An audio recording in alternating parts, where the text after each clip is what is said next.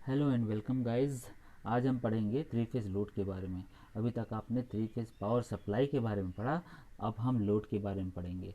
क्या है कि जब आपके लोड पावर रिक्वायरमेंट ज़्यादा होते हैं, बड़े काम करने हैं, मतलब ज़्यादा पावर आपको नीड है, तो वहाँ पे आपकी मशीन भी ज़्यादा पावर ड्रॉ करते हैं। अब ज़्यादा पावर ड्रॉ उनको करना है तो हम उनको पावर थ्री फेज में देते हैं। ठीक है, तो ऐसे लोड थ्री फेज के लोड कहलाते हैं। इसका सबसे अच्छा एग्जांपल सबको पता है कि आटा चक्की आप जब जाते हो तो एक मोटर लगा होता है, तो वो मोटर जो है वो थ्री फेज इंडक्शन मोटर होता है। तो वो जो मोटर है वो एक तरीके का लोड हो गया। अब उस लोड से बाकी कुछ भी ड्रिवन कर रहा है, जैसे वो चक्की को ड्रिवन कर रहा है। तो इस प्रकार से बहुत सारे छोटे छोटे इंडस्ट्री होते हैं। उसके अलावा आप देखे होंगे कि आपके माइनिंग में पानी निकालना रहता है। जो आपके अंदर अंडरग्राउंड में पानी होते हैं उनको निकालने के लिए भी थ्री फेज सप्लाई मोटर का यूज़ होता है। तो इस प्रकार से आपके लोड होते हैं। अब देखते हैं लोड का स्ट्रक्चर किस प्रकार होना चाहिए। उसके पहले हम जानेंगे कि थ्री फेज जो पावर हमने देखा था, तो अब जो थ्री फेज पावर था वो थ्री फेज सप्लाई जो है आप किस प्रकार दिखाओगे, तो इस प्रकार दिखाओगे। पूरा का पूरा सिस्टम थोड़ी बनाते फिरेंगे। एक ब्लॉक बनाएंगे, ब्लॉक में लिखेंगे three phase power supply, P by S मतलब power supply. R Y B तीन फेज होंगे और एक न्यूट्रल होगा। ठीक है, कई जगह पे मतलब ये तो एकदम जनरल है, ये तो 99% होता ही है कि न्यूट्रल उसमें प्रोवाइडेड रहेगा। कई जगह कभी कभी क्या होता है कि न्यूट्रल प्रोवाइडेड नहीं रहता। तो जहाँ न्यूट्रल प्रोवाइडेड है, तो देखो यहाँ पे फोर वायर हैं, 1 2 3 एंड 4। तो इसको थ्री फेज, ये जो फाइव बना हुआ, फाइव मतलब फेज, इलेक्ट्रिकल में शॉर्ट में फेज को फाइव लिख देते हैं, तो three phase four wire system बोलते हैं। ये पावर सप्लाई सिस्टम भी बोलते हैं। ठीक है, तो इस प्रकार से अब इसको थोड़ा सा देख लेते हैं कि किस प्रकार होता है। हमने सिंगल फेज पावर सप्लाई देखा था, इस प्रकार से होता था। ऐसे हम लोग डिनोट करते थे वी से, और एक लाइन जाता था फेज का, एक जाता था न्यूट्रल का, फिर वो जाके लोड से कनेक्ट होता था। तो ये पावर सप्लाई होता था सिंगल फेज का। अभी इसी को तीन तीन यूज़ करते हैं तो थ्री फेज हो जाता है। कैसे? जैसे कि ये न्यूट्रल वाला जो सेक्शन है, तीन ले लो, एक दो तीन, और तीनों के न्यूट्रल सेक्शन को जोड़ दो। ठीक है, ये न्यूट्रल, इसका न्यूट्रल ये, इसका न्यूट्रल ये, तीनों को जोड़ के एक सिंगल न्यूट्रल बना लिया। और दूसरे एंड पे फेज लाइन, सभी का फेज लाइन को आर वाई एंड बी में मैं बता दिया हूँ। तो इस प्रकार से डिनोट करते हैं। ठीक है, थ्री फेज पावर सप्लाई को इस प्रकार डिनोट होते हैं। ये जनरेटर का साइन है, थ्री फेज जनरेटर का। तो ये पावर सप्लाई है थ्री फेज का। तो ऐसे हम लोग डिनोट ना करके हम ऐसे डिनोट करते हैं, जो कि इजी है ना। अब देखो, थ्री फेज पावर सप्लाई से कोई लोड कनेक्ट करना है हमको, थ्री फेज लोड, तो कैसे कनेक्ट होगा। यहाँ बना दिया हम थ्री फेज पावर सप्लाई का, और ये लोड थ्री फेज लोड लिख लिए, है ना। वहाँ पे पूरा डायग्राम थोड़ी बनाते रहेंगे। तो ये यहाँ थ्री फेज लोड ऐसे मतलब दिखाने का तरीका है। तो ये पहला दिख गया R Y B, R Y और बी फेस, इसको बाहर भी लिख सकते हैं इसके ऊपर ऊपर में। तो आर वाई बी फेस हो गया, एक न्यूट्रल हो गया।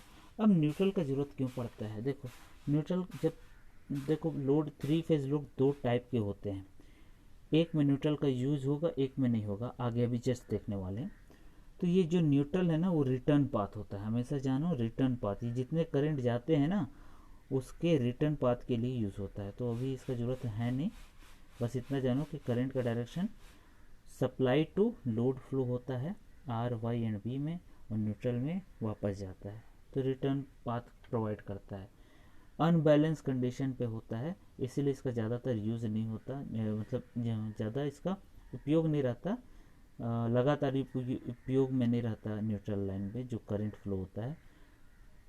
एक जब बैलेंस लोड आप लगाओगे तो इस न्यूट्रल पे करंट जीरो रहेगा। जब भी अनबैलेंस का कंडीशन आता है तब इसमें न्यूट्रल में करंट फ्लो होता है। तो ये आपके उतने जानने का चीज़ नहीं, मैं बस ये दिखाना चाह रहा हूँ कि three phase four wire system ही ज़्यादातर अडॉप्ट होता है हर जगह, और कहीं कहीं पे ही जब एकदम ज़रूरत ही नहीं न्यूट्रल का, वहाँ पे ये लोड के टाइप पे डिपेंड करता है कि न्यूट्रल का ज़रूरत है कि नहीं। ठीक है, तो अब आगे आ जाओ।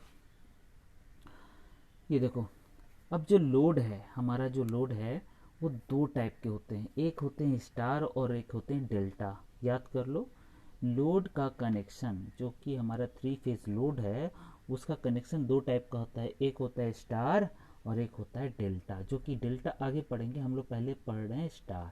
ठीक है, स्टार कनेक्शन को ही वाई कनेक्शन भी बोलते हैं। देखो ये स्टार जैसा दिख रहा है ना, तो इसको वाई भी बोलते हैं। वाई भी, वाई तो दिख ही रहा है, स्टार भी है, तो ये स्टार कनेक्शन। अब स्टार कनेक्शन बनते कैसे हैं? तो आपने जो सिंगल फेज में जो लोड देखा था जिसको जेड बोलते थे, इम्पिडेंस बोलते थे, इस प्रकार से, है ना, जिसका वैल्यू इस प्रकार हुआ करता था, इस प्रकार हुआ करता था। या तो उसको पोलर फॉर्म में इस प्रकार दिखाते थे, या तो रेक्टेंगुलर फॉर्म में इस प्रकार दिखाते थे। ये बस बता रहा हूँ कि इसी प्रकार दिया रहेगा आपको z का वैल्यू, जो इम्पिडेंस वैल्यू है, इस प्रकार। अब वो z के अंदर कुछ भी फॉर्म हो सकता है, एक रेजिस्टेंस हो सकता है, रेजिस्टेंस इन पैरेलल, इंडक्टेंस के साथ पैरेलल में कोई सर्किट बना लिया है, या सीरीज पैरेलल का कोई भी कॉम्बिनेशन है। तो इस प्रकार आपका जो भी इक्विवेलेंट रेजिस्टेंस इम्पिडेंस निकल रहा है वही आपका इस फॉर्म में दे दिया रहेगा। ठीक है, या तो पोलर फॉर्म में या तो रेक्टेंगुलर फॉर्म में। ये अंदर में क्या बना हुआ उससे कोई मतलब नहीं, आपको ऐसे ब्लॉक बनाना, ऊपर जेड लिखना, बस समझ में है? यही जेड इनका इक्विवेलेंट है। तो इक्विवेलेंट मतलब आर और एल रहता तो आर प्लस जे एक्स, है ना, आर प्लस जे एक्स, इस प्रकार का कुछ वैल्यू आपका एक्सएल। तो इसमें कुछ कुछ वैल्यू जो भी रहता है, दो रहता है, चार रहता है, रख के आप इस फॉर्म में ले ही आते हैं। तो इस प्रकार मैं कहना चाह रहा हूँ कि इम्पिडेंस बस आप एक ब्लॉक में दिखाओगे और उसका वैल्यू दिया रहेगा। ठीक है, अब यहाँ पे आ जाओ, ये स्टार कनेक्शन है। देखो थ्री फेज है तो थ्री इम्पिडेंसेस आप यूज़ करेंगे, थ्री इम्पिडेंसेस रहेंगे। अब तीनों इम्पिडेंस के दो एंड होंगे, है ना, दो टर्मिनल होंगे इम्पिडेंस के, जैसे रेजिस्टेंस के दो टर्मिनल होते हैं आगे पीछे, उसी प्रकार हर एक इम्पिडेंस के दो टर्मिनल होंगे। तो मैं मार्किंग करता हूँ, जैसे Z1 है, Z2 है, Z3 है। उस Z1 के टर्मिनल को मैं A1 A2 रख दिया, Z2 के टर्मिनल को B1 B2 रख दिया, Z3 के टर्मिनल को C1 C2 रख दिया। अब देखिए, अब मैं ये A2 B2 एंड C2 को कनेक्ट कर देता हूँ और इसको N कोई टर्म दे देता हूँ N, जिस प्रकार यहाँ पे ये N है ना, ये पॉइंट को N बोल रहा हूँ न्यूट्रल, उसी तरह इसको N बोल रहा हूँ। तब इसको अगर ऐसे से फैला दें तो इसको इस प्रकार रीअरेंज कर सकते हैं। जैसे ये A1 न्यूट्रल से Z1, है ना, ये A1 तक गया, फिर न्यूट्रल से Z2 B1, neutral Z2 B1, फिर neutral Z3 C1, neutral Z3 C1, ये पॉइंट निकल आ गया। तो ये जो कॉमन पॉइंट है यही न्यूट्रल पॉइंट है। ठीक है, तो ये आपका लोड है ना, वो पावर सप्लाई नहीं, पावर सप्लाई वाला क्या है कंसेप्ट, अब ये लोड है। लोड भी स्टार में कनेक्टेड है, पावर सप्लाई हमेशा स्टार में ही कनेक्टेड होता है। जो जनरेटर होता है सिंक्रोनस जनरेटर, जहाँ हम लोग जनरेट कराते हैं वोल्टेज, वो स्टार में ही अंदर जनरेट होता है। तो इससे आपको भी कोई लेना देना नहीं है, आपको लोड से मतलब है। लोड, ये स्टार कनेक्टेड लोड इस प्रकार होता है, जो कि Z1 Z2 Z3 जो भी पर फेज में रेजिस्टेंस इम्पिडेंस है उसको आप डिनोट कर रहा है। अब इसी को थोड़ा सा देखो, इसको जस्ट उल्टा पलट दो, है ना, अभी ऐसे स्टार दिख रहा है ना, ए के साइन जैसा। अभी इसको उल्टा पलट देंगे तो वाई बन जाएगा, ये दोनों बाजू ऊपर चला जाएगा, ये नीचे आ जाएगा। तो इस प्रकार पलट देते हैं तो ये वाई बन जाता है, इसीलिए इसको वाई कनेक्शन भी बोलते हैं। तो ये पलट के बस दिखाया गया और कुछ नहीं है। ठीक है, तो ये सभी तरह किस प्रकार से दिखते हैं ये आपको पता होना चाहिए। तो स्टार को वाई कनेक्शन बोलते हैं, दो ही नाम फेमस है, स्टार और वाई कनेक्शन। ठीक है, अब इसके बाद देखो, ये आपको बता दिया, जो भी एक सिंगल इम्पिडेंस है, यहाँ पे सिंगल कोई भी इम्पिडेंस है वो इस फॉर्म में दिया रहेगा आपको। ठीक है, अब जो सिंगल इम्पिडेंस है वो कुछ भी हो सकता है, वो आपको इससे कोई मतलब नहीं है, आपको इस फॉर्म में नहीं दिया रहेगा, आपको इस फॉर्म में दिया रहेगा कि जेड का वैल्यू ये है, इम्पिडेंस का वैल्यू ये है उसका, डायरेक्ट, है ना। तो अब यहाँ जाओ, अब बोलता है यदि if Z1 equal to Z2 equal to Z3 है, मतलब तीनों इम्पिडेंस बराबर हैं। यहाँ जो थ्री फेज़ है, थ्री फेज़ में जो भी इम्पिडेंस है Z1 Z2 Z3, ये यहाँ देख लो सब यही अब आप फॉलो करोगे। ये वाला ये जो सर्किट है ना स्टार के लिए यही, तो ये Z1 Z2 Z3 यही सबसे स्टैंडर्ड फॉर्म है, तो इसको हम लोग स्टार के लिए यूज़ करते हैं। तो आगे जब लोड भी बनाएंगे तो यही फॉर्म रहेगा स्टार के लिए। तो Z1 Z2 Z3 अगर ये तीनों बराबर हैं तो इसको बैलेंस्ड थ्री फेज लोड कहते हैं। ठीक है, अब देखो बैलेंस थ्री फेज लोड में Z1 Z2 और Z3 बराबर होंगे, और ये इनके टर्मिनल को A1 A2 B1 या सिंपल ABC भी लिख सकते हैं। ठीक है, और चौथा टर्मिनल यहाँ जो कॉमन टर्मिनल है उसको न्यूट्रल बोल रहे हैं। अब यहाँ पे देखिए आप कि जब तीनों बराबर हैं तो बैलेंस लोड, और अगर तीनों बराबर नहीं है तो उसको अनबैलेंस्ड लोड बोलेंगे। ठीक है, ये डेल्टा के केस में भी सेम होगा, तीनों बराबर हैं तो बैलेंस, तीनों नहीं बराबर हैं, तीनों इम्पिडेंस बराबर नहीं है तो अनबैलेंस लोड कहेंगे। अब ये देखो इसका जब तीनों बराबर हैं तो इस प्रकार से दिखेगा, और यही आपके कोर्स में है, यही आपको पढ़ना है। तीनों इम्पिडेंस बराबर रहेंगे आपके, तीनों टर्मिनल आप निकाल लो A B and C और कॉमन पॉइंट को न्यूट्रल। ठीक है, ये स्टार में ही पॉसिबल है जहाँ न्यूट्रल निकाल सकते हैं, डेल्टा में पॉसिबल नहीं है। ये आप गांठ बांध लो कि जो न्यूट्रल है केवल स्टार के लिए, स्टार कनेक्शन में ही न्यूट्रल आएगा। ठीक है, अब देखिए स्टार कनेक्शन को वाई कनेक्शन भी बोलते हैं, जो कि बता दिया। अब उसको टी कनेक्शन भी बोलते हैं। अभी यही देखो इस वाई को अगर मैंने, कहाँ गया, ये वाई है ना, ये वाई को मैंने इसको सीधा कर दिया तो टी जैसे दिख जाएगा। इसको दबा दो, इधर नीचे कर दो, है ना, तो ये टी ही बन जाएगा। तो ये टी कनेक्शन भी बोलते हैं। तो आपको बस स्टार और वाई कनेक्शन याद रखना है। अब यहाँ पे आ जाते हैं डेल्टा कनेक्शन के बारे में पढ़ेंगे। डेल्टा कनेक्शन क्या होता है? देखो डेल्टा को डी फॉर डेल्टा है तो डेल्टा कनेक्शन भी बोलते हैं। और देखो इसमें क्या तीन है आपका सेम, जैसे आपका स्टार के लिए आपने देखा था उसी प्रकार डेल्टा के लिए भी तीन इम्पिडेंस देख रहे हैं, Z1 Z2 Z3। अब यहाँ पे A1 A2 B1 B2 C1 C2 terminals हैं। अगर Z1 के A2 को Z2 के B1 से कनेक्ट कर दो इस प्रकार, Z1 के A2 मतलब A2 कनेक्टेड टू B1, यहाँ लिख दिया हूँ A2 is connected to B1, B2 is connected to C1, C2 is connected to A1।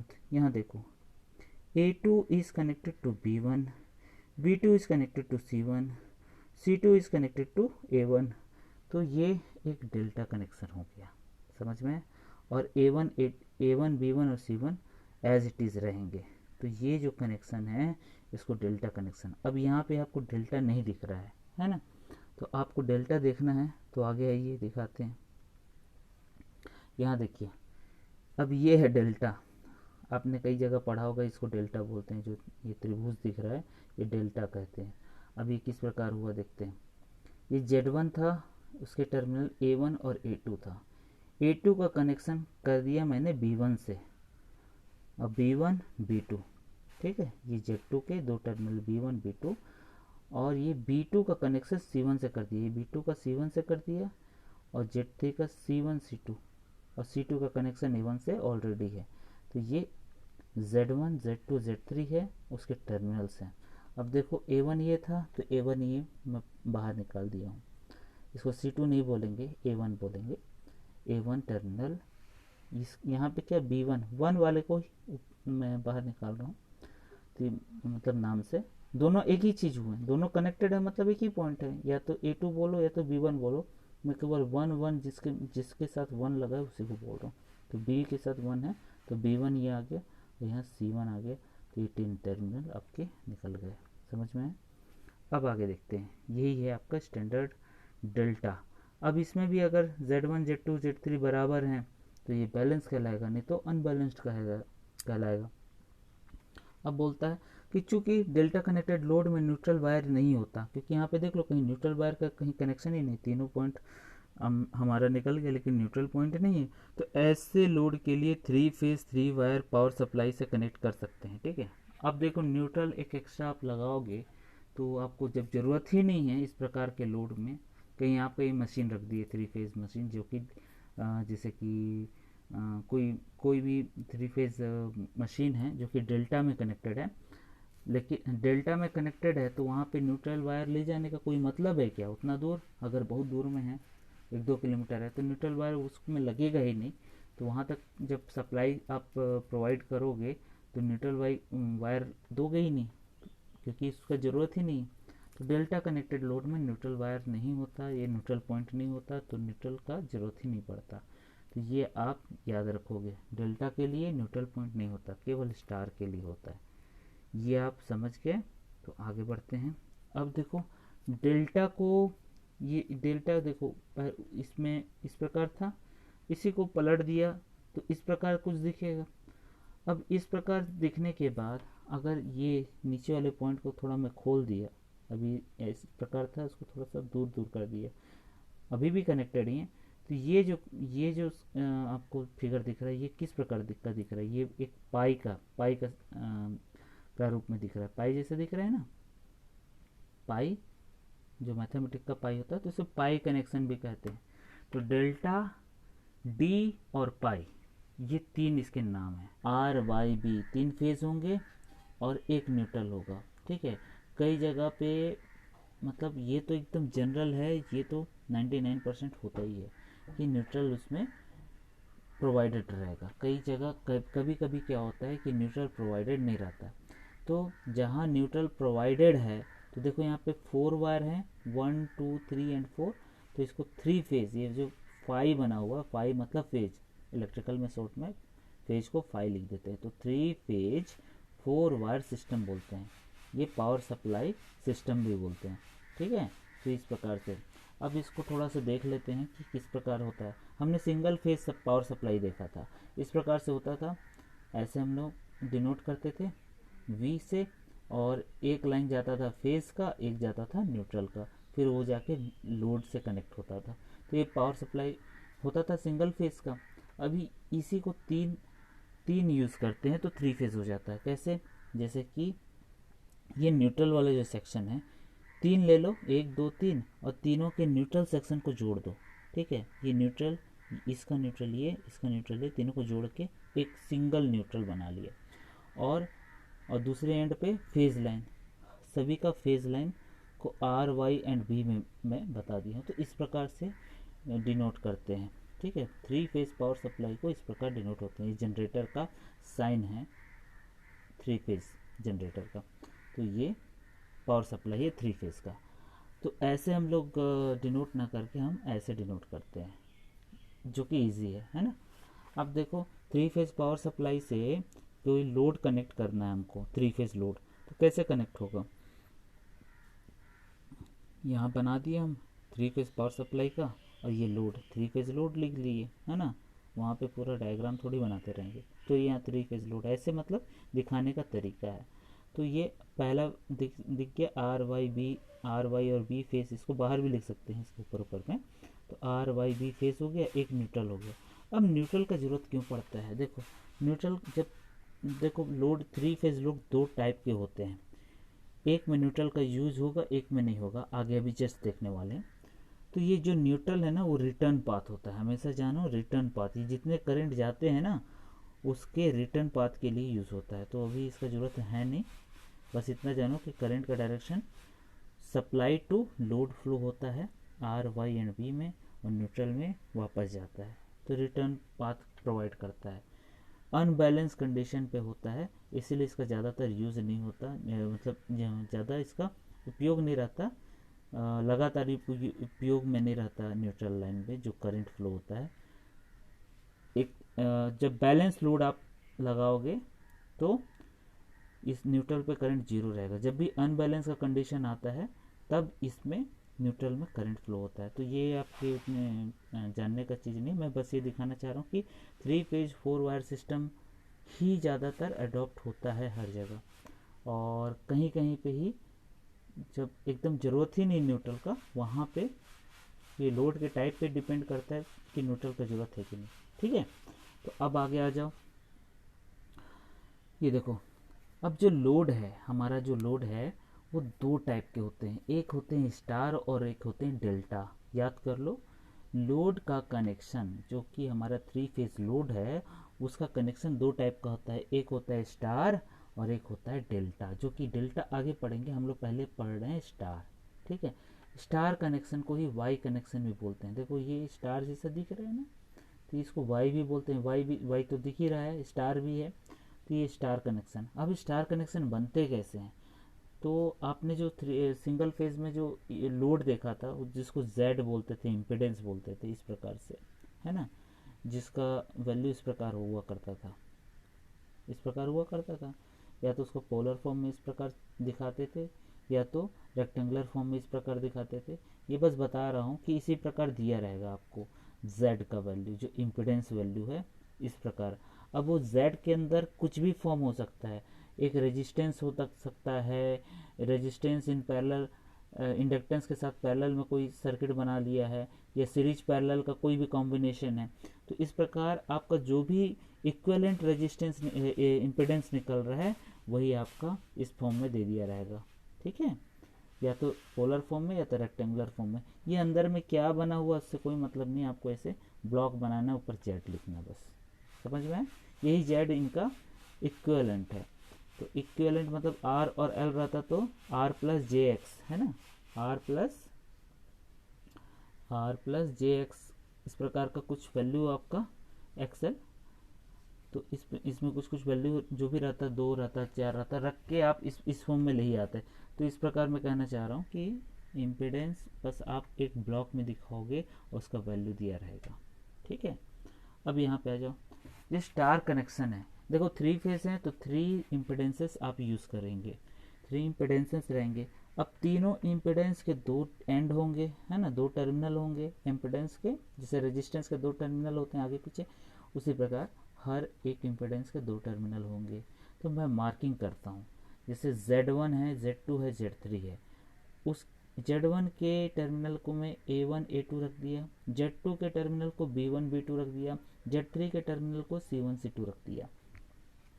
अब देखिए, अब मैं ये A2 B2 एंड C2 को कनेक्ट कर देता हूँ और इसको N कोई टर्म दे देता हूँ N, जिस प्रकार यहाँ पे ये N है ना, ये पॉइंट को N बोल रहा हूँ न्यूट्रल, उसी तरह इसको N बोल रहा हूँ। तो तब इसको अगर ऐसे से फैला दें तो इसको इस प्रकार रीअरेंज कर सकते हैं। जैसे ये A1 न्यूट्रल से Z1, है ना, ये A1 तक गया, फिर न्यूट्रल से Z2 B1, neutral Z2 B1, फिर neutral Z3 C1, neutral Z3 C1, ये पॉइंट निकल आ गया। तो ये जो कॉमन पॉइंट है यही न्यूट्रल पॉइंट है। ठीक है, तो ये आपका लोड है ना, वो पावर सप्लाई नहीं, पावर सप्लाई वाला गया कंसेप्ट। अब ये लोड है, लोड भी स्टार में कनेक्टेड है, पावर सप्लाई हमेशा स्टार में ही कनेक्टेड होता है। जो जनरेटर होता है सिंक्रोनस जनरेटर, जहाँ हम लोग जनरेट कराते हैं वोल्टेज, वो स्टार में ही अंदर जनरेट होता है। तो इससे आपको भी कोई लेना देना नहीं है, आपको लोड से मतलब है। लोड, ये स्टार कनेक्टेड लोड इस प्रकार होता है, जो कि Z1 Z2 Z3 जो भी पर फेज में रेजिस्टेंस इम्पिडेंस है उसको डिनोट कर रहा है। अब इसी को थोड़ा सा देखो, इसको जस्ट उल्टा पलट दो, है ना। अभी ऐसे स्टार दिख रहा है ना, ए के साइन जैसा। अभी इसको उल्टा पलट देंगे तो वाई बन जाएगा, ये दोनों बाजू ऊपर चला जाएगा, ये नीचे आ जाएगा। तो इस प्रकार पलट देते हैं तो ये वाई बन जाता है, इसीलिए इसको वाई कनेक्शन भी बोलते हैं। तो ये पलट के बस दिखाया गया और कुछ नहीं है। ठीक है, तो ये सभी तरह किस प्रकार से दिखते हैं ये आपको पता होना चाहिए। तो स्टार को वाई कनेक्शन बोलते हैं, दो ही नाम फेमस है, स्टार और वाई कनेक्शन। ठीक है, अब इसके बाद देखो, ये आपको बता दिया, जो भी एक सिंगल इम्पिडेंस है, यहाँ पे सिंगल कोई भी इम्पिडेंस है वो इस फॉर्म में दिया रहेगा आपको। ठीक है, अब जो सिंगल इम्पिडेंस है वो कुछ भी हो सकता है, वो आपको इससे कोई मतलब नहीं है, आपको इस फॉर्म में नहीं दिया रहेगा, आपको इस फॉर्म में दिया रहेगा कि Z का वैल्यू ये है, इम्पिडेंस का वैल्यू ये है उसका, डायरेक्ट, है ना। तो अब यहाँ जाओ, अब बोलता है यदि if Z1 equal to Z2 equal to Z3 है, मतलब तीनों इम्पिडेंस बराबर हैं। यहाँ जो थ्री फेज़ है, थ्री फेज़ में जो भी इम्पिडेंस है Z1 Z2 Z3, ये यहाँ देख लो सब यही अब आप फॉलो करोगे। ये वाला ये जो सर्किट है ना स्टार के लिए यही, तो ये Z1 Z2 Z3 यही सबसे स्टैंडर्ड फॉर्म है, तो इसको हम लोग स्टार के लिए यूज़ करते हैं। तो आगे जब लोड भी बनाएंगे तो यही फॉर्म रहेगा स्टार के लिए। तो Z1 Z2 Z3 अगर ये तीनों बराबर हैं तो इसको बैलेंस्ड थ्री फेज लोड कहते हैं। ठीक है, अब देखो बैलेंस थ्री फेज लोड में Z1 Z2 और Z3 बराबर होंगे, और ये इनके टर्मिनल को A1 A2 B1 या सिंपल ABC भी लिख सकते हैं। ठीक है, तो चौथा टर्मिनल यहाँ जो कॉमन टर्मिनल है उसको न्यूट्रल बोल रहे हैं। अब यहाँ पे देखिए आप कि जब तीनों बराबर हैं तो बैलेंस लोड, और अगर तीनों बराबर नहीं है तो उसको अनबैलेंस्ड लोड बोलेंगे। ठीक है, ये डेल्टा के केस में भी सेम होगा, तीनों बराबर हैं तो बैलेंस, तीनों नहीं बराबर हैं, तीनों इम्पिडेंस बराबर नहीं है तो अनबैलेंस लोड कहेंगे। अब ये देखो इसका जब तीनों बराबर हैं तो इस प्रकार से दिखेगा, और यही आपके कोर्स में है, यही आपको पढ़ना है। तीनों इम्पिडेंस बराबर रहेंगे आपके, तीनों टर्मिनल आप निकाल लो A B and C और कॉमन पॉइंट को न्यूट्रल। ठीक है, ये स्टार में ही पॉसिबल है जहाँ न्यूट्रल निकाल सकते हैं, डेल्टा में पॉसिबल नहीं है। ये आप गांठ बांध लो कि जो न्यूट्रल है केवल स्टार के लिए, स्टार कनेक्शन में ही न्यूट्रल आएगा। ठीक है, अब देखिए स्टार कनेक्शन को वाई कनेक्शन भी बोलते हैं, जो कि बता दिया। अब उसको टी कनेक्शन भी बोलते हैं। अभी यही देखो, इस वाई को अगर मैंने, कहाँ गया, ये वाई है ना, ये वाई को मैंने इसको सीधा कर दिया तो टी जैसे दिख जाएगा। इसको दबा दो, इधर नीचे कर दो, है ना, तो ये टी ही बन जाएगा। तो ये टी कनेक्शन भी बोलते हैं। तो आपको बस स्टार और वाई कनेक्शन याद रखना है। अब यहाँ पे आ जाते हैं, डेल्टा कनेक्शन के बारे में पढ़ेंगे। डेल्टा कनेक्शन क्या होता है? देखो डेल्टा को डी फॉर डेल्टा है तो डेल्टा कनेक्शन भी बोलते हैं। और देखो इसमें क्या तीन है आपका सेम, जैसे आपका स्टार के लिए आपने देखा था उसी प्रकार डेल्टा के लिए भी तीन इम्पिडेंस देख रहे हैं, Z1 Z2 Z3। अब यहाँ पे A1 A2 B1 B2 C1 C2 terminals हैं। अगर Z1 के A2 को Z2 के B1 से कनेक्ट कर दो इस प्रकार, Z1 के A2 मतलब A2 कनेक्टेड टू B1, यहाँ लिख दिया हूँ, A2 is connected to B1, B2 is connected to C1, C2 is connected to A1। यहाँ देखो A2 is connected to B1, B2 is connected to C1, C2 is connected to A1। तो ये एक delta connection हो गया, समझ में। और A1 B1 और C1 एज इट इज़ रहेंगे। तो ये जो कनेक्शन है इसको डेल्टा कनेक्शन। अब यहाँ पे आपको डेल्टा नहीं दिख रहा है ना, तो आपको डेल्टा देखना है तो आगे आइए दिखाते हैं। यहाँ देखिए, अब ये है डेल्टा, आपने कई जगह पढ़ा होगा, इसको डेल्टा बोलते हैं। जो ये त्रिभुज दिख रहा है ये डेल्टा कहते हैं। अब ये किस प्रकार हुआ देखते हैं। ये Z1 था, उसके टर्मिनल A1 और A2 था, A2 का कनेक्शन कर दिया मैंने B1 से, अब B1 B2, ठीक है, ये Z2 के दो टर्मिनल B1 B2, और ये B2 का कनेक्शन C1 से कर दिया, ये B2 का C1 से कर दिया, और Z3 का C1 C2, और C2 का कनेक्शन A1 से ऑलरेडी है। तो ये Z1 Z2 Z3 है, उसके टर्मिनल्स हैं। अब देखो A1 ये था तो A1 ये मैं बाहर निकाल दिया हूँ, इसको C2 नहीं बोलेंगे A1 बोलेंगे।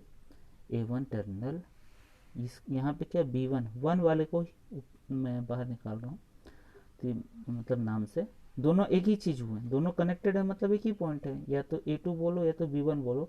मैं केवल 1 जिसके साथ 1 लगा है उसी को बोल रहा हूँ। तो B के साथ 1 है तो B1 ये आ गया, यहाँ C1 आ गया, तो ये 3 टर्मिनल आपके निकल गए, समझ में है। अब आगे देखते हैं, यही है आपका स्टैंडर्ड डेल्टा। अब इसमें भी अगर Z1 Z2 Z3 बराबर हैं तो ये बैलेंस कहलाएगा, नहीं तो अनबैलेंस्ड कहलाएगा।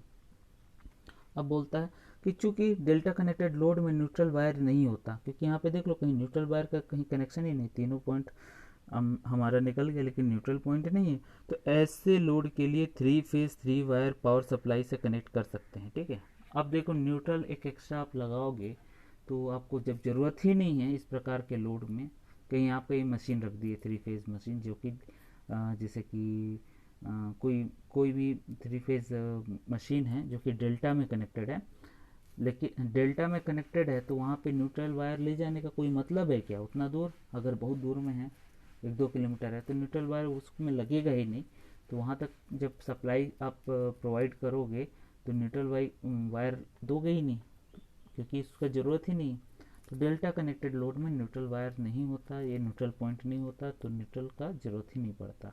तो ये आप याद रखोगे, डेल्टा के लिए न्यूट्रल पॉइंट नहीं होता, केवल स्टार के लिए होता है। ये आप समझ गए। तो आगे बढ़ते हैं।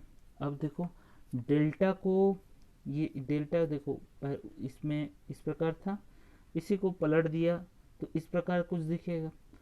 अब इस प्रकार दिखने के बाद अगर ये नीचे वाले पॉइंट को थोड़ा मैं खोल दिया, अभी इस प्रकार था, उसको थोड़ा सा दूर दूर कर दिया, अभी भी कनेक्टेड ही है। तो ये जो आपको फिगर दिख रहा है, ये किस प्रकार का दिख रहा है? ये एक पाई का रूप में दिख रहा है, पाई जैसे दिख रहा है ना, पाई, जो मैथमेटिक का पाई होता है, तो इसे पाई कनेक्शन भी कहते हैं। तो डेल्टा, डी और पाई, ये तीन इसके नाम हैं। तो ये आपका स्टार और डेल्टा लोड के बारे में मैंने बता दिया। अब इसके अलावा कुछ नहीं है लोड के बारे में आपको जानना, जितना मैं बता दिया उतना काफ़ी है। अब इसके बाद सीधे हम रिलेशंस पढ़ेंगे कि फेज और लाइन में क्या रिलेशन होता है, और यही अब एग्ज़ाम में आपको पूछता है। तो अभी तक का कंसेप्ट क्लियर आपको होना चाहिए था, इसीलिए मैंने कंसेप्ट क्लियर कराया। अब नाइट का जो क्लास होगा उसमें हम देखेंगे कि किस प्रकार लाइन और फेज क्वांटिटी किस प्रकार आपस में रिलेशन रखते हैं। तो इसको आपको इतना जानने के लिए इतना आपको पता होना चाहिए, तब आप समझ पाएंगे। तो एक बार मैं इसको फिर से रिवाइज करा देता हूँ, आप देख लो, है ना।